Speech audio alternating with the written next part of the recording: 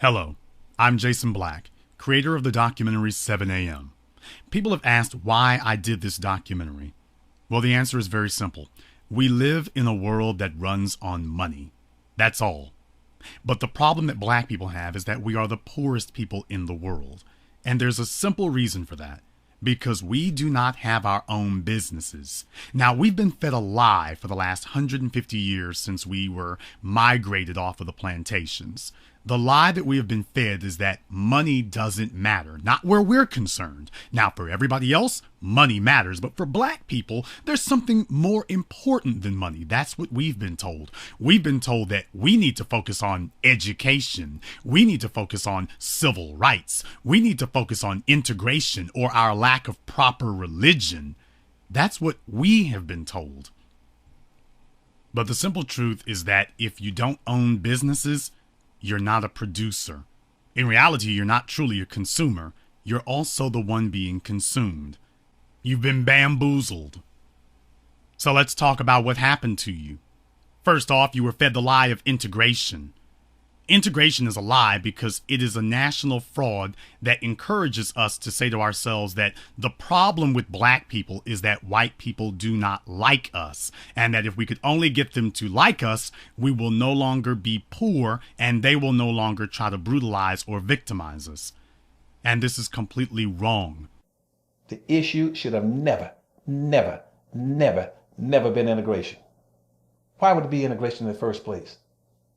Never been. That was something that was cocked up by the black overclass, as I said in the 1930s, called universality at that time. Then later on, it morphed into being integration. It should never been the issue. Never been the issue. And that's unforgivable for black leadership in this country to allow people to bamboozle them into debating the issue of social integration. You should instead be focusing on building your own economy. That way, it doesn't matter whether people like you or whether they hate you, they will not be able to harm you. And the goal should be ensuring your survival, not ensuring your popularity. When you have power, wealth, and influence, you are impervious to people's like or dislike of you. Secondly, the problem with integration is that it encouraged us to commit economic suicide. We gave up all of our businesses. We abandoned our own economy. Black people used to have our own economy, but we no longer do because we were so fixated and obsessive chasing white acceptance that we took the Faustian bargain that we needed to abandon our own economy to gain their acceptance. Well, we did that, and it certainly got us more jobs, didn't it? But amazingly enough, our unemployment numbers never moved, and our poverty rate never moved. Gaining integration did not make us a more powerful people. Gaining integration simply made us an integrated people. And that's it. Next up is civil rights. That's the other great lie that we've been sold, is that we needed to gain civil rights. The simple truth is that poor people have no rights. None at all. And Nick said, well, we got civil rights. You got a civil rights right now to go down to a hotel, to the richest hotel, and go get the most expensive room and have lobster fed to you every day. But if you don't have the money, you cannot do it. And the spate of attacks on unarmed black men by police has clearly shown you that the police and the prosecutors are making it clear that they don't have to respect your civil rights. They can pass all the civil rights laws they want to. The court system and the police are ignoring those rights because they know that you have no means by which to punish them. Because the only way you can punish somebody is economically. And to some of the people out there feeding themselves some of these revolutionary lies, I'll deal with that in a few moments as well. One of the more insidious tactics that's been used against us is the black clergy. This has been particularly difficult because over a century ago, white supremacy, after we migrated off of the plantations, latched on to a strategy. The Constitution of the United States protects your religion. So that was the only place where black people could gather together unmolested. We were protected by law. So white supremacy said if we cannot attack them from the outside, let's attack them from the inside. They went on a campaign to buy off every single one of our black pastors in America and tell him that he can get acceptance. He can come to City Hall. He can come to the balls. He can show up at all these places and become a prominent black citizen. Prominent defined as accepted even within white circles, accepted in quotations, so long as he only preaches a specific type of gospel and doesn't get off into any talk of black people becoming self-sufficient. As long as you preach to your people pie in the sky and heaven in the hereafter to be happy slaves toiling away at our corporate plantations, then you will remain a good citizen. But if you don't do that, you'll see our dollars going to somebody else. We'll support somebody else's soup kitchen and somebody else's daycare at another church who does decide to play ball. And guess what? Your black clergy, which has been the birthplace of many of your so-called civil rights leaders, they abandoned any talk whatsoever of black people owning our own economy. If you hadn't noticed, your black preachers and pastors on television and making millions of dollars on their books, do you notice that they talk about money all right, but they tell you that the way to get money is to pray for it?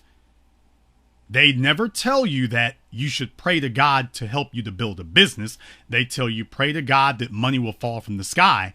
And absent money magically appearing from the sky, they tell you pray to God for a job from the very people who are oppressing you. You see, that century-old investment that they made into the black clergy has paid off in dividends.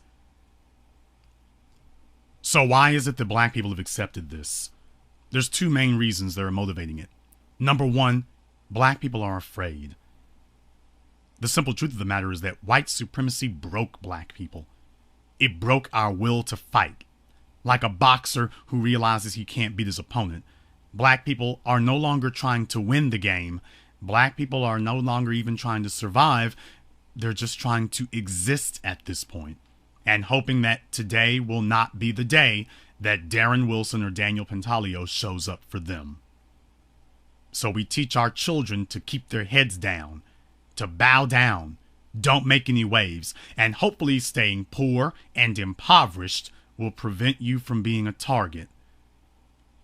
We've given up on the idea that our children should have a life worth living. We simply told them exist. The second reason is because black people have developed a social psychological attachment to the dominant society. Ever since slavery ended, at least on the plantation level, black people have become psychologically fixated on getting white society to say the words. We want them to physically say the words, "You are our equal." And as long as they don't say that, we go through every day feeling like just half a person. And that's why we don't build our own businesses. Because you see, if we had our own economy, we would no longer have to get validation from the dominant society. And we want that validation. Like a spiteful ex-wife who wants to see her husband admit that his life has gone to pot without her. We want to hear white society admit that we really were their equals and that they were really wrong for what they did. The reason you integrated is because black people, post-traumatic slavery disorder, going back to the antebellum days, have always felt inferior to white people because they conditioned us to believe so. And we couldn't wait to prove to them and to ourselves how equal we were. And so when the opportunity to integrate came, our low racial self-esteem dictated that we vacated what we had and integrate what he had because we had always wanted his acceptance. No wonder they don't give it to us. Because as long as they don't say that, they keep us chasing that carrot on a stick. And all we keep getting is the stick. Furthermore, validation is something that comes from within. It doesn't come from without. But black people are still waiting for that external validation. And we are the poorest people on the planet. And that brings us to a more deadly phase. Because you see, poor people have to be utilized for a purpose. And once you no longer can be used for that purpose, you are discarded. Because we live in a world that runs on money. And what that means is only the producers, the business owners, those are the essential citizens. Everybody else is a consumer, or worse, getting consumed. And when you are an obsolete workforce, as black people are today, that leaves you the prime candidate to simply be consumed. And the fact that now the court system has officially weighed in, that black blood is without consequences, and the police now have a free pass to execute us on sight without any punishment, and the prosecutors and the courts will back them up. Ladies and gentlemen, we have entered a soft Holocaust. And the reason we're in the middle of that is because we are poor people. Yes, they hate us because we're black, but they're able to victimize us because we're poor. And we've made up every excuse in the world for why we don't have to stand up and fight them. As I said before, we're afraid.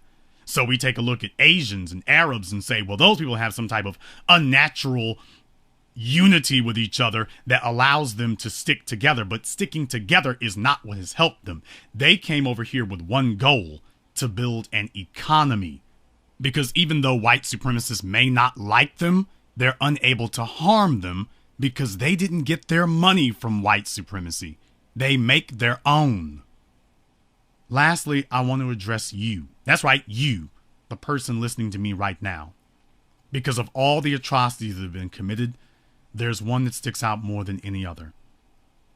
You see, wealth is generational.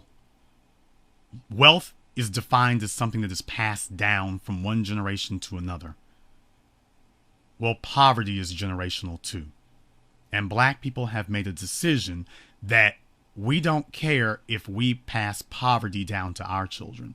It's actually commonplace to hear black parents say, I don't have to leave anything to my children because nobody left anything to me.